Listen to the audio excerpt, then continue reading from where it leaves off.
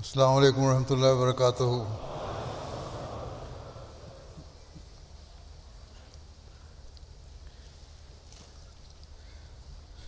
अशहदु अन ला इलाहा इल्लल्लाह वहदहू ला शरीक लहू व अशहदु अन्ना मुहम्मदन अब्दुहू व रसूलुहू। अम्मा बादु फ़अऊज़ु बिल्लाहि मिनश शैतानिर रजीम। बिस्मिल्लाहिर रहमानिर रहीम। अल्हम्दुलिल्लाहि रब्बिल आलमीन। अल्हम्दुलिल्लाहि रब्बिल आलमीन। अर्रहमानिर रहीम। मालिकि यौमिद्दीन। इय्याका नअबुदु व इय्याका नस्तईन। इहदिनस सिरातल मुस्तक़ीम। सिरातल लज़ीना अनअमता अलैहिम गैरिल मग़ज़ूबि अलैहिम वलद्दाल्लीन। Sa oras na ito, na ikalawang araw ng talumpati, binabanggit ang mga biyaya ng Allah sa jamaat.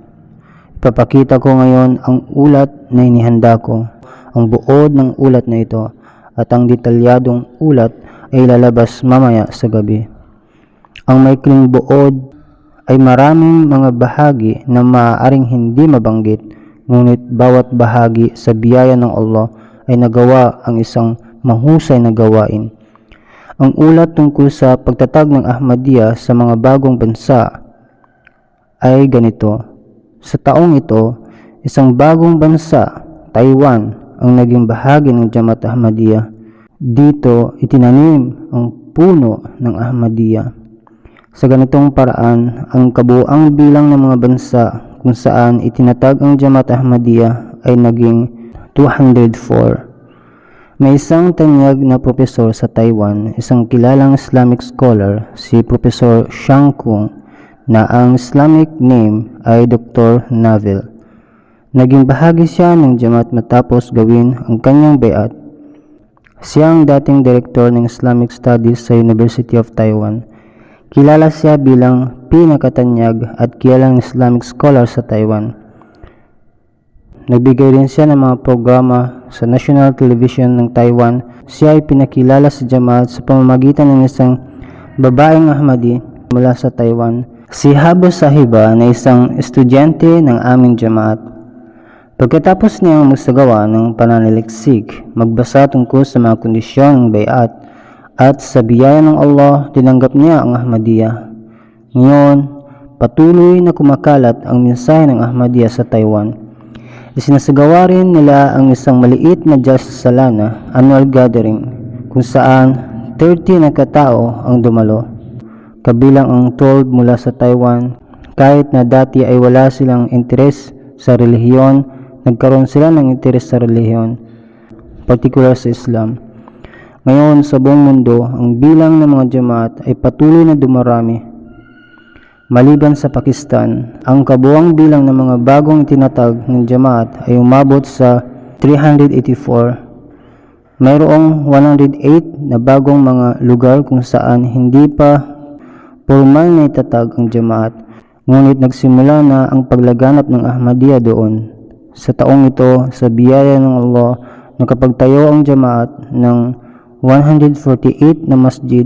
Sa mga ito, 106 ang bagong itinayo at ang natitira ay na-renovate. Gayon din, may karagdagang 117 na mission house na itinayo. Ang ulat mula sa Department of Translation sa UK ay ito. Sa kauna-unahang pagkakataon, naisali ng Banal na Quran sa wikang Latin, Spanish, at isang bagong salin ng Quran sa wikang Hebreo ay napublish. Ang salin sa Quran sa wikang Finnish ay naisagawa rin sa biyaya ng Allah. Ang kabuuang bilang ng mga salin ng Quran na inihanda ng Jamaat Ahmadiyya ay umabot na sa 78. Ang iba't ibang akda ni Hazrat Masih Maud salam ay naisalin sa wikang Ingles ngayon taon at naipublish na. Narito ang ilang halimbawa: Siddiq Kaisar, Nasatan Daram, Siraj Munir, Al-Huda wa Tabshir Linadirin, Arba'in Malfuzat Volume 2, Siddiq Safakar, pati na ang Arba'in Volume 3, Malfuzat Volume 7 at Malfuzat Volume 8. Ang aklat ni Hazrat Masih Maud salam na Tatir al-Muslimin at Ubanisa li Ahmadiyya ay isalin din sa Ingles ngayong taon. Bukod dito, maraming iba pang mga aklat ang naipublish. Ang aklat ni Hazrat Khalifatul Masih Awwal radhiyallahu anhu na Barkat al-Yaqin ay naisalin sa wikang Arabi. Ang Malaikatullah sa wikang Bengali, Siddiqati Ahmadiyya sa wikang Ingles, Nizamino sa wikang German, Dibacha Tafsir Quran sa wikang German, Zikrillahi sa wikang Polish, Dawat ilal Haq sa wikang Spanish, at Fazail Quran Volume 1 sa wikang Hindi at Tamil ay naipublish na rin. Ang Sirat al-Nabi Volume 5 at 6 ay napublish na sa wikang Urdu. Ang Fazail Quran at Sirat al-Nabi ay napublish sa wikang Turkish. Bukod dito, maraming iba pang mga aklat ang naipublish ngayong taon. Ang ulat mula sa Publication Department ay ito. Ang Tazkira ni Hazrat Masih Maud salam ay unang beses na publish sa 8 volume. Dati ito ay nasa 4 na volume, ngunit ngayon ay naibalik ito sa orihinal na 8 volume. Ang Tariq-i-Ahmadiyyat ay sumasaklaw sa kasaysayan ng Jamaat hanggang 1974. Ang bagong edisyon nito ay na-computerize at na-publish sa 15 volume. Ang ulat ng Printing Department ay ito. Mula sa 72 na mga bansa na publish ngayon taon ang 409 na iba't ibang mga aklat, pamphlets at fold out na brochures sa 51 na iba't ibang mga wika na may kabuang dami na 4,094,000 na copy na kopya. Ang ulat tungkol sa pagsasalin ng mga akda ni Hazrat Masih Maud salam sa iba't ibang wika ay ganito: 7 aklat ang naisalin sa wikang German at 7 aklat sa wikang Ingles ngayong taon. 3 aklat naman ang naisalin sa mga wika ng Azerbaijani, Turkish, Spanish at Bengali. 2 aklat ang naisalin sa mga wika ng Farsi, Hausa, Luganda at Tamil. 2 aklat ang naisalin sa wikang Luganda at Tamil. 1 aklat ang naisalin sa mga wika ng Arabic, Chinese, Bosnian, Polish, Telugu, Odia, Nepali at Indonesian. Ang ulat mula sa Publication Distribution Department ay ganito. Nasa 213,000 kopya ng mga aklat ang ipinadala sa 40 na mga bansa sa 44 na wika. Ang ulat tungkol sa pamamahagi ng mga aklat sa mga iba't ibang bansa ay nagsasaad na sa taong ito 897,842 na mga aklat at fold-out brochures ang naipamahagi sa 15,249 na katao. Ang ulat tungkol sa mga ekshibisyon, bookstalls at book fairs ay ganito. Ayon sa mga ulat, 4,701 exhibition ang nisagawa ngayong taon at naipakalat ang mensahe ng Islam sa 1,062,000 katao. Sa taong ito, 27,440 bookstall din ang isinagawa at sa pamamagitan nito naabot ang 1,435,000 na katao sa buong mundo. Mayroong 128 na mga pahayagan at magazines na inilalathala ng Jamaat at mga auxiliary organizations nito sa 23 na wika. Ang Rakim Press ay napublish ang 52 na mga aklat ngayong taon. Ang Quran Karim na naka-Nazira, big size text, ay napublish din. Makukuha na ito sa mga bookstores kasama ng iba pang mga aklat. Ang ulat mula sa Arabic disc ay ito. Ang kumpletong set ng 10 volume ng Tazkira ay naisalin sa wikang Arabic ngayong taon. Kasama nito naisalin din ang buong Ruhani Khazain at ang 10 volume ng Tafsir Kabir ni Hazrat Muslim Maud radhiyallahu anhu. Bukod dito, maraming iba pang mga aklat ang napublish ngayong taon. Ang ulat mula sa French disc ay ganito. Ang French website ng Jamaat ay binisita ng 5.18 milyon ng mga tao ngayong taon. Maraming mga bagong artikulo ang idinagdag sa website ngayong taon. Ang ulat mula sa Chinese disc ay ito. Ang aklat ni Hazrat Masih Maud salam na Masih Hindustan में ay naisalin na at napublish sa wikang Chinese ngayong taon. Ang ulat mula sa Turkish disc ay ito. Ang 1 oras na live na tanong at sagot na programa ay napalabas mula sa Frankfurt Studio tuwing linggo. Ang Turkish radio ay nagpapatuloy na mag-broadcast ng 24 hours online. Naitala ang 176 na bagong mga programa ngayong taon. Ang Turkish website ay binibisita ng 127,000 na katao ngayong taon. Ang ulat mula sa Persian disc ay ganito. Ang Persian website ng Jamaat ay inilunsad kamakailan at dito inilagay ang mga salin ng mga akda ni Hazrat Masih Maud salam at ang aking mga talumpati sa wikang Persian. Ang ulat sa MTA International ay nagsasaad na sa kasalukuyan may 544 na kawani sa MTA na buong araw at gabi ay nagsisilbi sa iba't ibang departamento. Sa kanila, 293 ay kalalakihan at 173 ay kababaihan. Sa kasalukuyan, may 8 na MTA channels na nagbibigay ng tuloy-tuloy na 24 hours na broadcast. Ito ay MTA 1, MTA 2, MTA 3, Al Arabiya, MTA 4 Africa, MTA 5 Africa, MTA 6 Asia, MTA 7 Asia at MTA 8 America. Ang mga channel na ito ay umaabot sa lahat ng sulok ng mundo sa pamamagitan ng 11 satellite. Sa Africa, may mga local satellite channels na rin tulad ng MTA Ghana at MTA Gambia. Dalawang terrestrial channel na walang antena ang maaaring panoorin sa Suriname at Belize. Ang MTA ay kasalukuyang nagbibigay ng live na mga pagsasalin sa 23 na iba't ibang wika. Ang ulat ng MTA Africa ay ganito. Sa ngayon, ang bilang ng mga sangay ng MTA Africa ay umabot na sa 13 ngayong taon. Sinimulan ang pagtatayo ng 2 bagong studio sa Sierra Leone at Uganda. Ngayong taon, ang MTA ay naging miyembro ng isang mahalagang organisasyon sa Africa, ang African Union of Broadcasters. Ang organisasyong ito ay kinikilala at kinakatawan ang lahat ng pangunahing channels sa Africa. Ngayong taon sa Gambia, ipinakalat ang mensahe ng Islam Ahmadiyya sa pamamagitan ng iba't ibang local TV at radio channels sa loob ng mahigit 44,000 programa na tumagal ng 1 milyong oras. Ang ulat tungkol sa mga radio station sa Africa ay ganito. Sa kasalukuyan, may 26 sariling radio station ng Ahmadiyya community.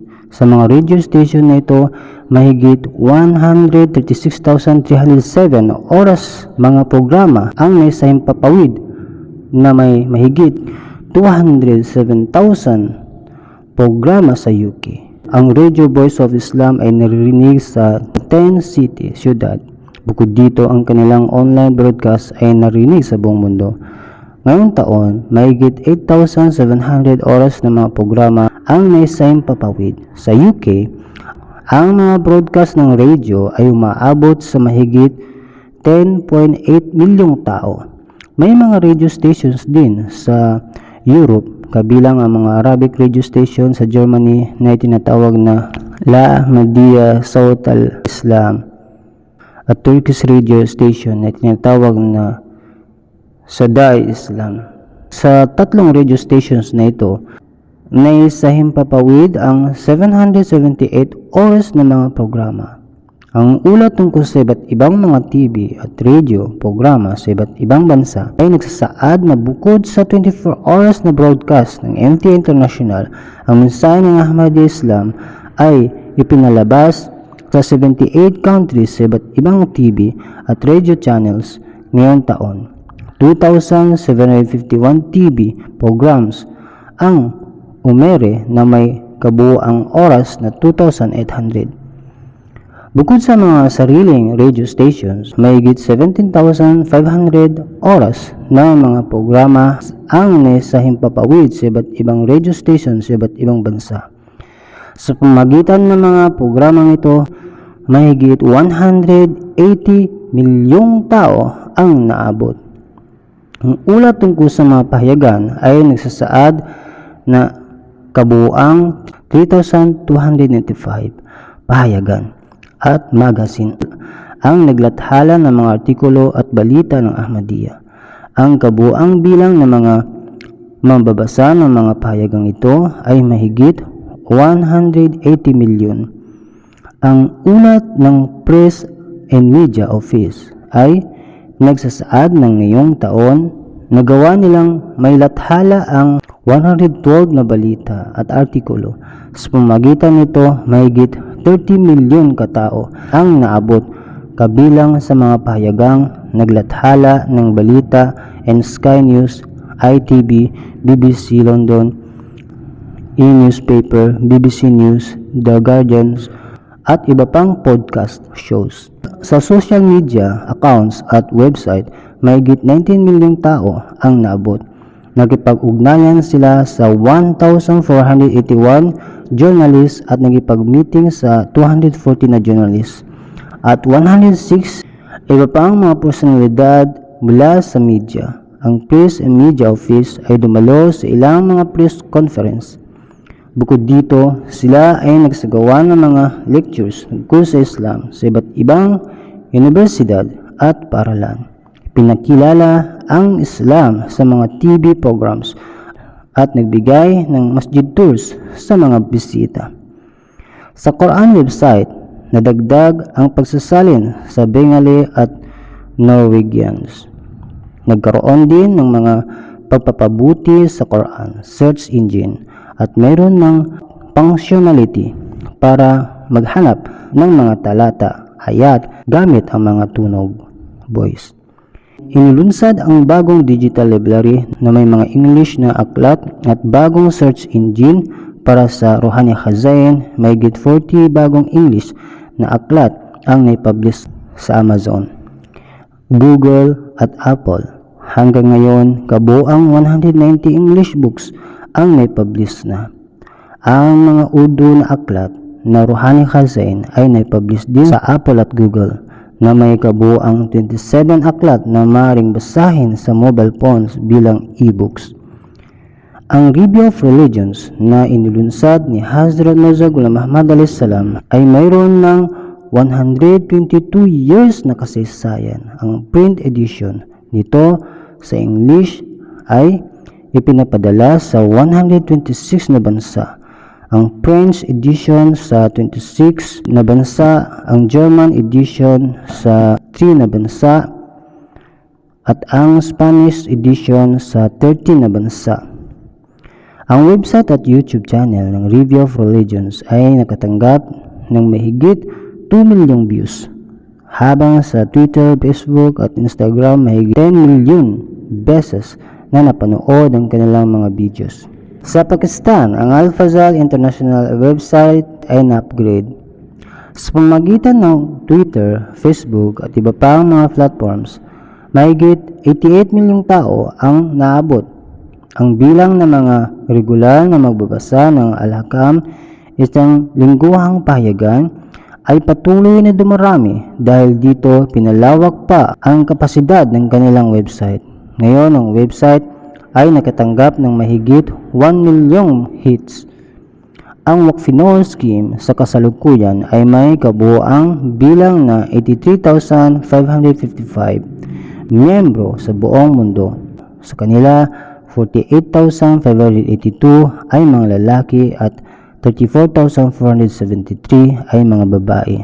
Ayon sa ulat, sa kasalukuyan, may 2,947 na members ng Wakfino, kabilang ang mga missionaries na nagsisilbi sa iba't ibang larangan.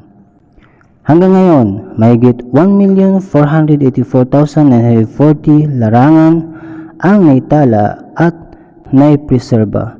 May 5,464 na mga larawan ang nasa website. At sa social media, ang mga ito ay napanood ng mahigit 595,000 beses. Sa ilalim ng Masjid Nasra Al-Jahan Project, 40 ospital at klinika ang naitayo sa 13 na bansa sa Africa. May kabuang 53 local at 54 visiting doctors na kasalukuyang nagsisilbi. Sa 13 bansa sa Africa, may kabuang 620 primary at middle schools. At sa 10 na bansa, mayroong 81 secondary schools na nagpapatuloy ng kanilang operasyon. Ngayong taon, 6 na lupaing ari-arian ang binili sa Burundi, Sierra Leone, Benin, Zimbabwe, Finland, Italy, Cameroon, Portugal at Spain. Bukod pa dito, 15 na construction projects ang natapos ngayong taon at 15 pa ang nagsisimula. Para magbigay ng malinis na tubig ngayong taon, 31 bagong solar wells at 39 hand pumps ang nailagay na nagbibigay ng tubig na mahigit 54,000 na katao. Ang Humanity First ay rehistrado na sa 65 na bansa. Sa ilalim nito, mahigit 100,000 na katao sa 9 na bansa ang natulungan ngayong taon sa pamamagitan ng medikal na tulong. Sa 12 bansa, mahigit 130,000 katao ang nakatanggap ng tulong sa mga lugar na apektado ng digmaan at kalamidad. Para sa mga biktima ng digmaan sa Gaza, sila ay tumutulong sa pagbigay ng mga emergency shelters, pagkain, tubig, damit at medikal na tulong. Ang ulat tungkol sa pag-ugnayan sa mga bagong balik Islam ay ganito. Sa 75 na bansa, may kabuang 38,548 na bagong balik Islam na nakipag-ugnayan sa ngayong taon. Tungkol sa mga training classes ngayong taon, kabuang 38,185 na mga training classes, educational session at refresher courses ang isinagawa para sa mga bagong membro. Ngayong taon, sa ilalim ng biyaya ng Allah Ta'ala, 238,561 katao ang sumali sa Ahmadiyya Islam sa pamamagitan ng pagsumpa ng Be'at sa Jamaat Ahmadiyya. Ito ay pagtaas ng 21,393 kumpara sa nakaraang taon. Mahigit 482 nasyonalidad mula sa 117 na bansa ang sumali sa Ahmadiyya Islam ngayong taon. May iba't ibang bansa, marami sa kanila isasama ko na dito. Bibigay ko ang detalye ng bawat isa sa pamamagitan ng numero. Sa unang lugar ay ang Nigeria, kung saan may pinakamaraming mga pagsapi sa reliyon, higit sa 40,000.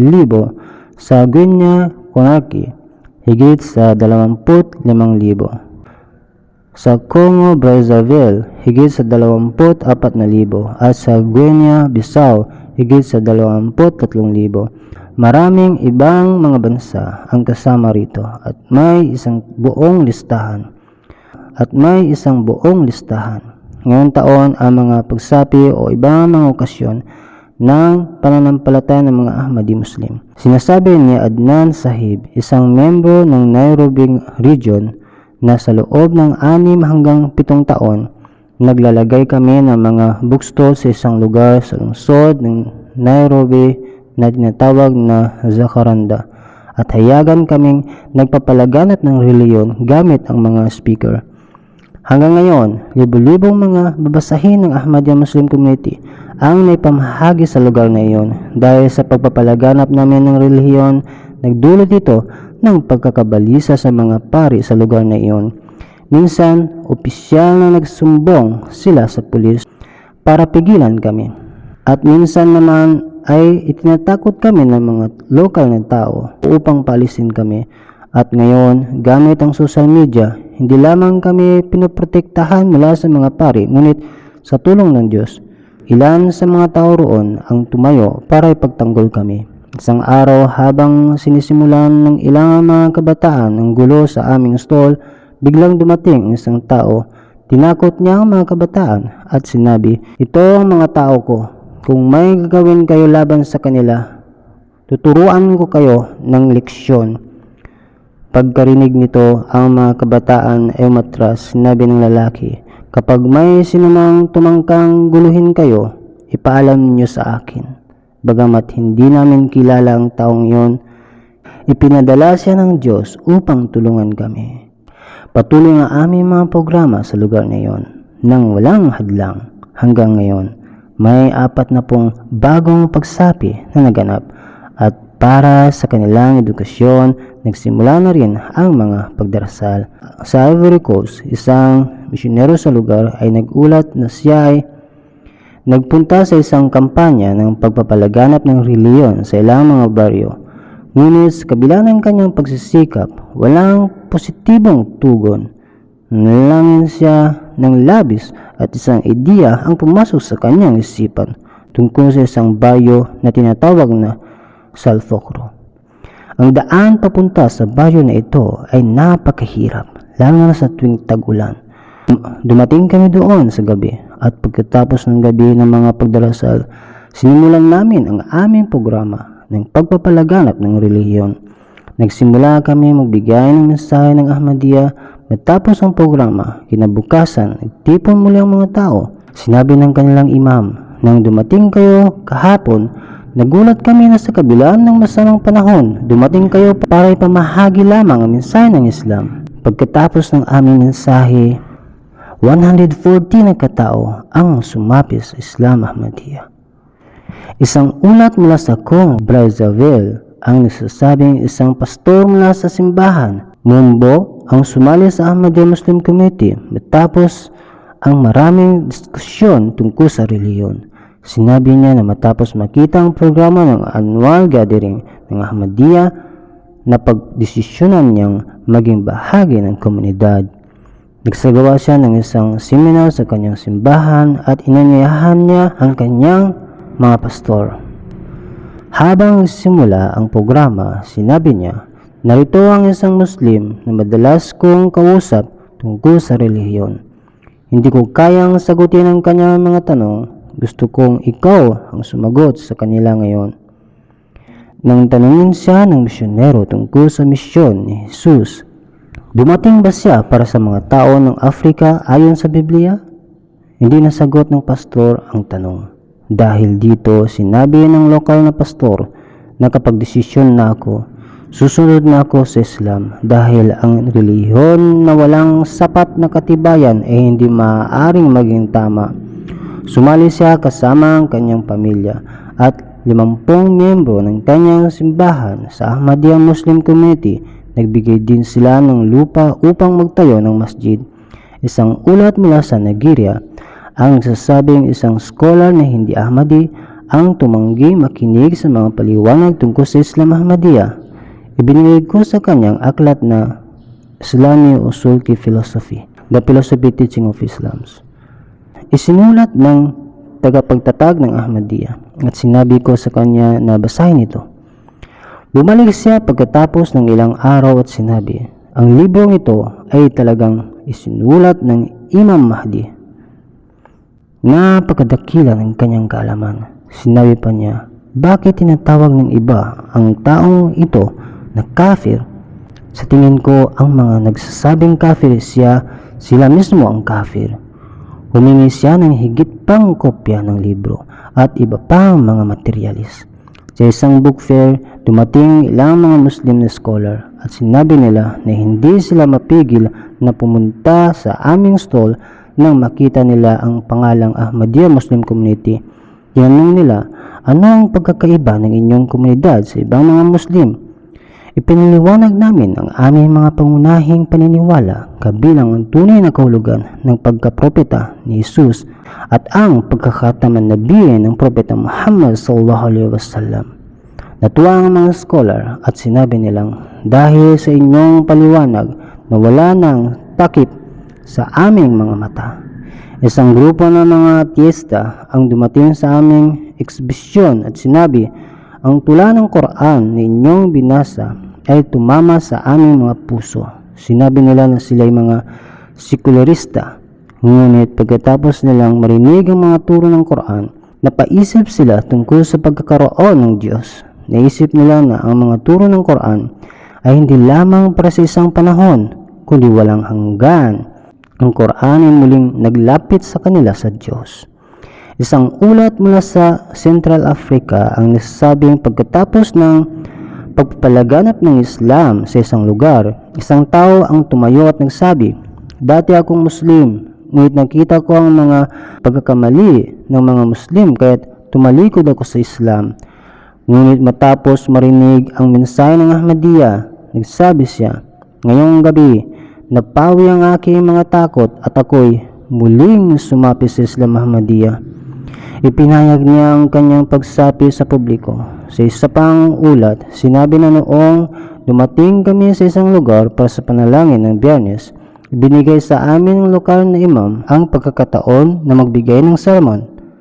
Ipinahayag namin ang mensahe ni Hazrat Mirza Ghulam Ahmad, ang tagapagtatag ng Ahmadiyya. Ang mga tao ay agad na napaniwala na ang estado ng Islam sa panahong ito ay nangangailangan ng pagdating ng Imam Mahdi at kaya't marami sa kanila ang sumapi sa Ahmadiyya Muslim Community, kabilang ang imam. Ang sinabi ni Propeta Muhammad sallallahu alaihi wasallam sa mga hadis ay nagpapakita na kailangan natin ng isang gabay dahil kahit na tayo ay nagsasagawa ng mga dasal, pag-aayuno at hajj, hindi natin nakakamtan ang mga espiritual na tagumpay na tinatamasa ng mga Muslim noong unang panahon. Kaya naniniwala kami na dumating na ang panahon upang tanggapin ang matapat na lingkod ni Propeta Muhammad sallallahu alaihi wasallam at sumapi sa jamaat upang sa ilalim ng pamumuno ng isang imam, iaalay natin ang ating mga pagsamba sa harap ng Allah. Nagbigay ng pagsumpa, bayat at maraming tao ang sumapi sa bayat kasama niya. Yasir Fauzi mula sa Norway ay nagsusulat ng isang kaibigang Norwegian. Si Amindo na halos 2 taon nang naging Ahmadi ngunit iniwan ang jamaat ay muling bumalik sa jamaat tapos ng isang panaginip. Sinasabi niya na tumawag siya sa akin at nagsabi na 2 araw bago siya nananalangin ng taimtim kay Allah, nagabayan siya sa tamang landas, lubha siyang nababahala at humiling kay Allah na iniwan ko na ang Ahmadiyya ngunit may mga pangamba pa rin ako. Ipakita mo sa akin ang tamang landas. Ang kanyang nais sa isang mas madali at maayos na landas, tulad ng Kristyanismo na hindi masyadong mahirap. Ngunit noong gabing iyon, naginip siya na nakita niya si Propeta Muhammad sallallahu alaihi wasallam at niyakap siya ng may matinding pagmamahal. Sinasabi niya na lubos siyang nalugod sa panaginip, ngunit ito ay hindi ang landas na nais niya dahil tinalikuran na niya ito. Kaya kinabukasan muling nanalangin siya ng taimtim at lumuluhang nagdasal. Kinabukasan muli siyang nanaginip at nakita niya si Hazrat Masih Maud alayhis salam at nang makita niya ang malinaw na tanda na ito ng 2 beses sunod-sunod, tinawagan niya ako at sinabi na napilitan siyang bumalik sa jamaat. Sinabi ko sa kanya na malinaw na mula sa kanyang mga panaginip na dapat na siyang muling magbayat. Ngunit sinabi niya na gusto niyang pag-usapan ang mga dahilan kung bakit siya umalis sa jamaat. Ang kanyang sagot ay, lahat ng iyon ay walang kabuluhan lamang.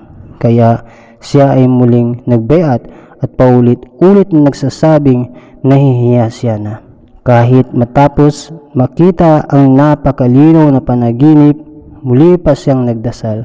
Ngayon, handa na siyang muling mangaral ng Ahmadiyya.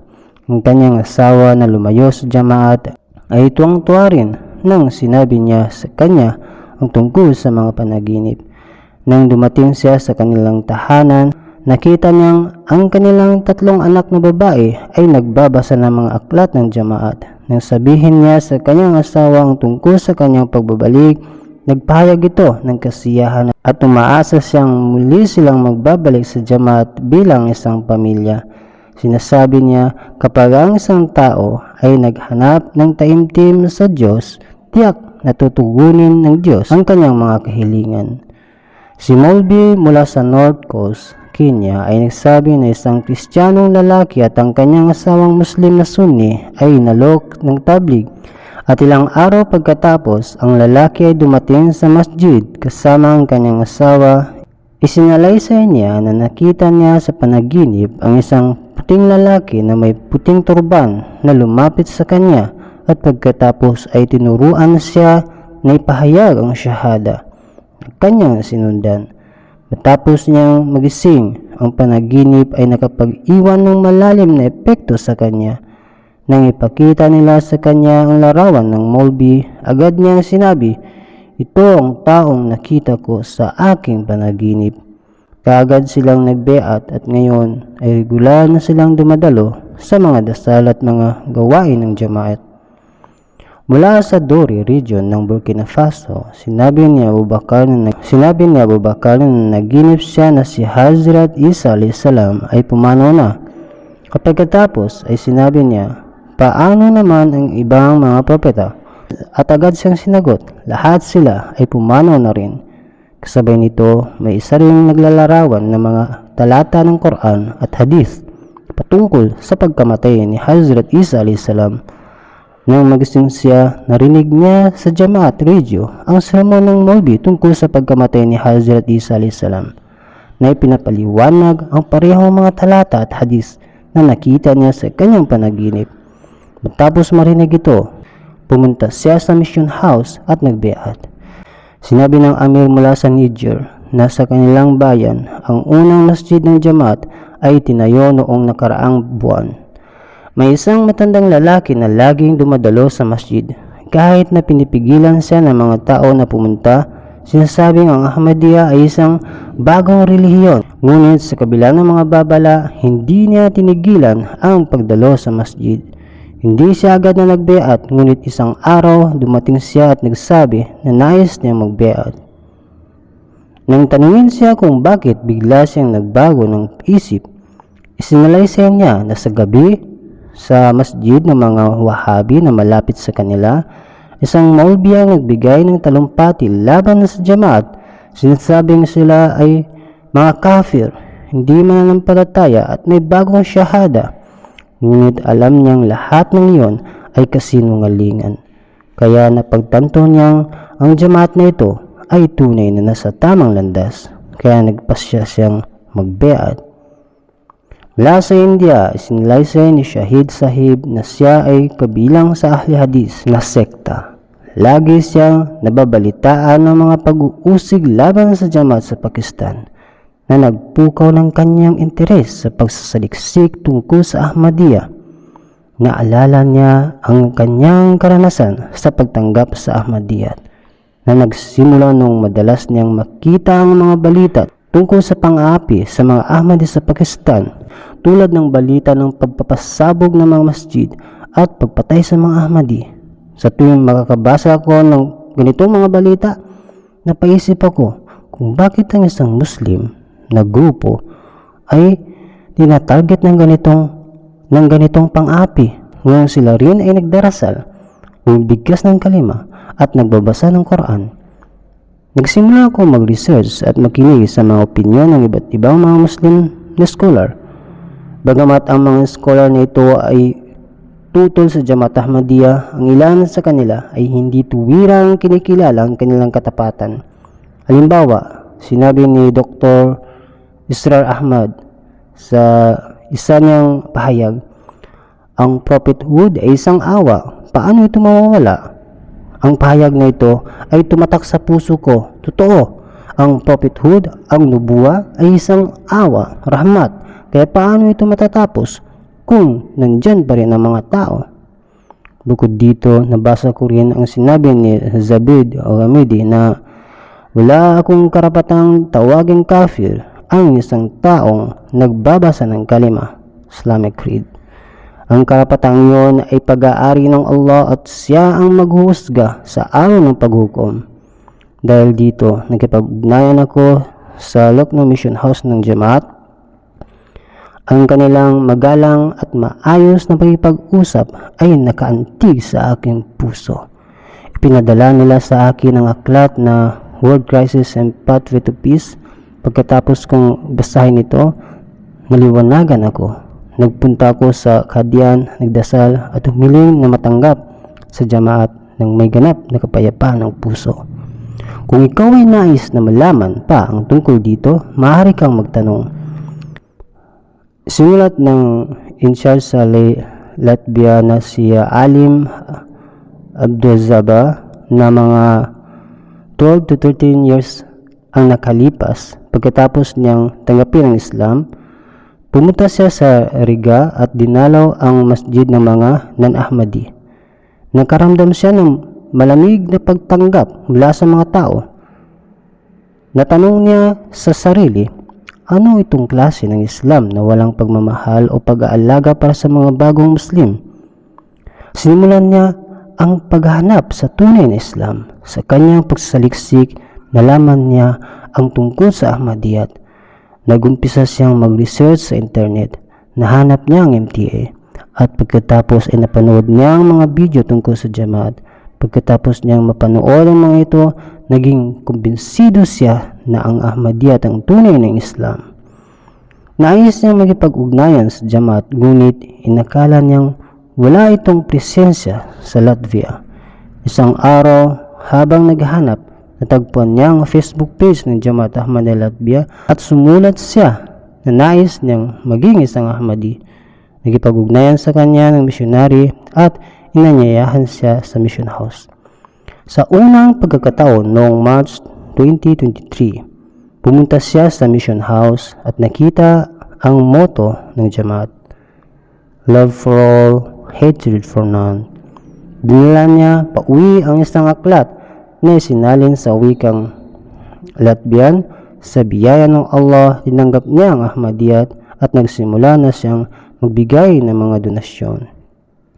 Sa surgeon mula sa Micronesia ay nagsulat ng isang kaibigan niyang si Savimore Tali ang nagbigay sa kanya ng kopya ng aklat na Our Teaching. Habang binabasa niya ito, tumagos sa kanyang pusong bawat salita. Sabi niya, ang taong sumulat nito ay hindi kailanman nagsisinungaling, kaya't siya ay sumumpa ng katapatan at naging isang Ahmadi. Nang malaman ng mga tao sa kanyang isla ang kanyang desisyon, nagsimula ang matinding pag-uusig laban sa kanya. Iniwan na siya ng mga tao at pinagbawalan na siyang mamili sa mga tindahan. Nagsimula siyang pahirapan pati na ang kanyang pamilya, kaya sinabi ng kanyang anak na kung hindi mo iiwan ang Islam, magpapakamatay ako. Bawat araw, gumising siya ng maaga upang manalangin sa Allah. Isang araw, sinabi niya sa kanyang anak, kahit ano pa ang mangyari, hindi ko iiwan ang Islam. Isang grupo ng mga tao ang pumunta sa kanya at sinabing, kapag pinaalis ang mga Muslim dito, ano ang gagawin mo? Sagot niya, kung aalis ang lahat, pupunta ako sa bahay na may mga libro ng Hazrat Masih Maud at magdasal mag-isa hanggang mamatay. Sinulat ni Nami Rufis na kahit sa panahon ngayon, mayroon pa rin mga taong nagmamahal kay Hazrat Muhammad Mustafa sallallahu alaihi wasallam. Sinulat niya alas niya mula sa Morocco na mula 2002 hanggang 2019, nanirahan siya sa mga bansang Muslim. Isa lamang siyang Muslim sa pangalan at gumawa siya ng maraming kasalanan. Noong 2016, napunta siya sa isang bilangguan sa Australia. Doon niya unang napanood ang MTA. Ang kwento ni Hazrat Masih Maud salam ay nagbigay sa kanya ng kakaibang pakiramdam na hindi niya naranasan dati. Binigyan siya ng isang TV at isang mobile phone sa selda at araw-araw siyang nanonood ng MTA. Napansin niya na sinisiraan ng mga imam ang jamaat, pero sinabi niya sa sarili, imposibleng sinungaling ang mga kwento ni Hazrat Masih Maud a.s.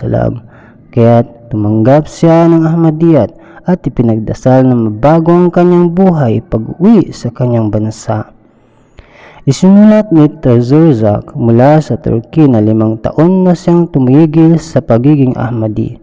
Isang araw, inimbita siya ng isang kaibigan sa isang pagtitipon ng jamaat. Doon siya nanyayahan na magsagawa ng istikhara. Pag-uwi, nagdasal siya ng 10 rakat at habang ginagawa niya ito, naramdaman niya ang kaliwanagan. Nang matapos siya, natanggap niya ang kaliwanagan ng puso. Nagdesisyon siyang bumalik sa jamaat.